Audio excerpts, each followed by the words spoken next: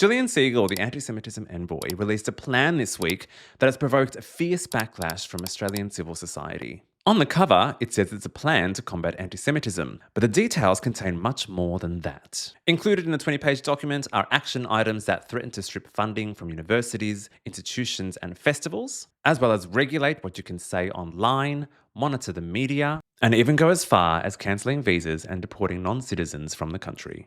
The plan has been condemned from academics to Amnesty International and to the Jewish Council of Australia, who warns that it's a plan straight out of Trump's authoritarian playbook to stoke division, racism, and undermine democracy. So what's actually in the plan that makes it so problematic? Well, first, Segal wants federal and state governments to adopt the International Holocaust Remembrance Alliance, or IHRA's definition of anti-Semitism. Except this definition has been criticised as conflating anti-Semitism with anti-Zionism and criticism of Israel, including from the author of the IHRA definition, Kenneth Stern, who criticised supporters of Israel for weaponising his definition to, as I quote, suppress and chill pro-Palestinian speech. So if governments adopt this definition, criticism of Israel and of Zionism, which is the political ideology Israel is built upon, could be targeted and considered as anti-Semitism. And that point was made in Segal's plan when she said that this definition is key to identifying anti-Zionism masked as anti-Semitism. That was also the interpretation of Louise Adler, one of the most prominent Jewish voices in Australia and the director of Adelaide Writers' Week, who wrote that the plan suggests that anti-Semitism is anti-Zionism and anti-Zionism is anti-Semitism. Now, this definition is crucial because what Segal is proposing is that different sectors across society adopt this definition and use it as a measuring stick.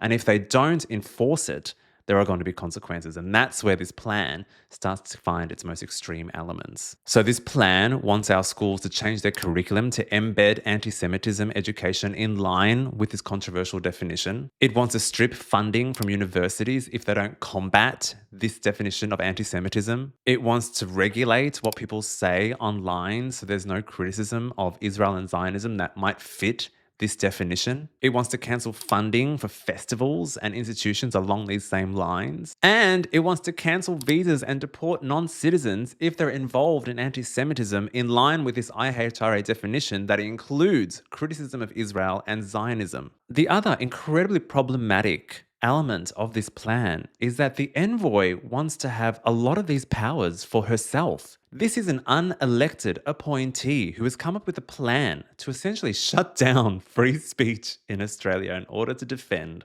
a foreign entity in Israel and is asking for powers to do that. For example, if you read through the plan, it says that the envoy will monitor media organisations. In what democratic world would we have an unelected appointee monitor Australian media for potential criticism of Israel or Zionism that she thinks shouldn't be there? Now, if you read Louise Adler's column in The Guardian, she accuses Segal of weaponising anti-Semitism and points to how this dangerous conflation between anti-Semitism and anti-Zionism and criticism of Israel is leading to a plan that seriously undermines Australian democracy. And we need to look no further than the incidents in Melbourne the weekend prior that sparked this whole press conference with the Prime Minister and this plan to see how the deployment of anti-Semitism in the current context is so problematic when it's conflated with criticism of Israel. As we reported in Deep Cut, there were 3 incidents in Melbourne that weekend. One was an arson attack on a synagogue by a man who the Palestine protest movement says has no affiliation with them whatsoever, and 2 targeted businesses that were linked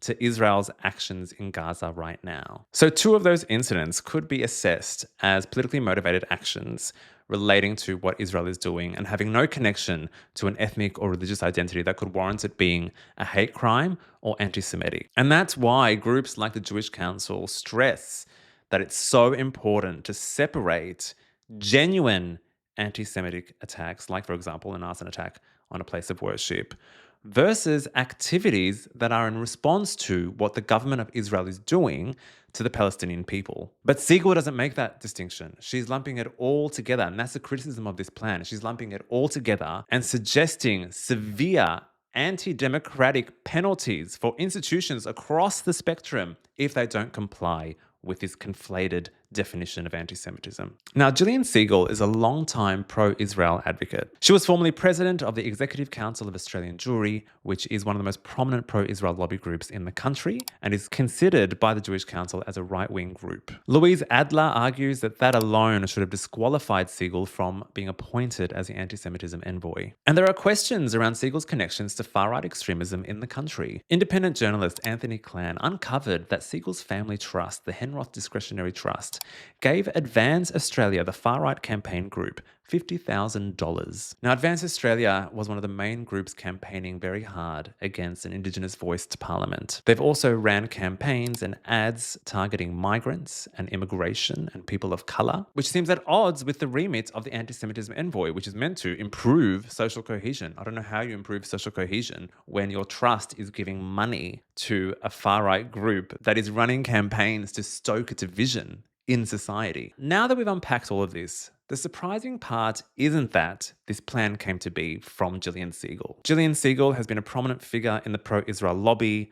We know the pro-Israel lobby is supportive of Israel's actions in Gaza and towards the Palestinians. And you only need to look at your social media feeds to see what these groups are trying to defend, to understand how extreme they are in their views. So the fact that Jillian Segal came up with a plan that reeks of Trumpianism, that reeks of extremism, isn't the surprise. The surprise is how on earth this individual and these groups have been given such prominent access to be standing side by side the Prime Minister at a press conference, reading this plan out and threatening to implement it in this country. That's what needs to be thoroughly examined here. Not that extremism exists, particularly amongst the pro-Israel lobby, but the relationships with powerful people within the Labor Party that give them the access that they've got. And also questions need to be asked of Labor leaders as to why they're so willing to jeopardize Australian democracy and Australian freedoms in order to appease a very small group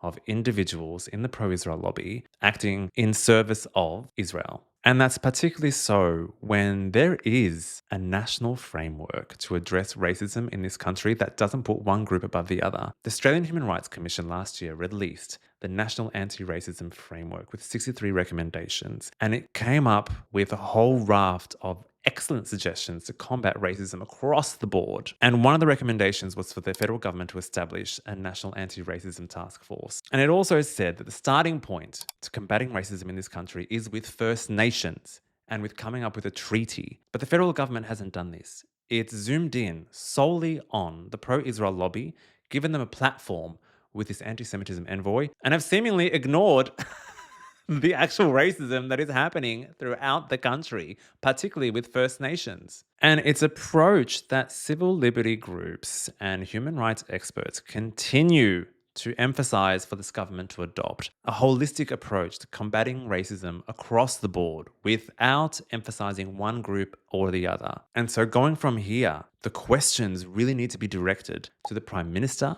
to the Premiers of Victoria and New South Wales, who have ignored the expert recommendations with addressing racism and have granted so much access and power to the pro-Israel lobby to the point where Australia is seriously considering stripping its own citizens of essential democratic freedoms. If you've watched this far, first I'm going to say thank you, and second I'm going to say please support independent media, because without your support we can't hold the powerful to account. So please go to our Substack and subscribe.